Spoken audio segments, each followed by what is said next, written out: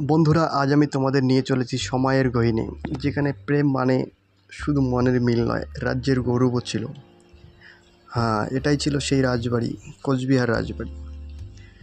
এখানে বাস করতেন মহারাজা নৃপেন্দ্র নারায়ণ, একদম সিনেমার হিরো টাইপ রাজা। উচ্চশিক্ষিত, স্টাইলিশ, আর রাজ্যের জন্য হৃদয়ে ভরা ভালোবাসা। কিন্তু তার জীবনের আসল রং এনে দিয়েছিল এক রাজকন্যা, মহারানী সুনীতি দেবী। জন্ম নবাব পরিবারের মেয়ে, কিন্তু মন ছিল সমুদ্রের মতো গভীর।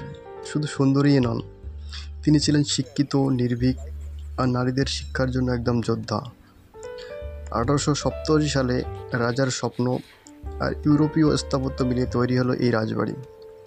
লাল ইট, সাদা পাথর, আর প্রতিটি দেওয়ালে রাজকীয়তার গল্প খোদাই করা। ভাবতো এইরকম হল রুমে নাচ গান, বারান্দায় গোপন আলাপ, আর রাজপ্রাসাদের বাগানে রানী নিজ হাতে ফুল লাগাতেন। রাজা ছিলেন রাজ্য শাসনের ব্যস্ততায়, আর রানী ব্যস্ত ছিলেন নারী শিক্ষার স্বপ্নে। দুজনের লক্ষ্য আলাদা হলেও ভালোবাসা ছিল একই মুকুটে বাঁধা। আজ রাজবাড়ি জাদুঘর, কিন্তু যখন রাতের আকাশে চাঁদ ওঠে, আর তখন নাকি এই প্রসাদ এখনও ফিসফিস করে বলে, প্রেম মানে শুধু হৃদয়ের নয়, ইতিহাসের পাতায় বেঁচে থাকার নামও ভালোবাসা।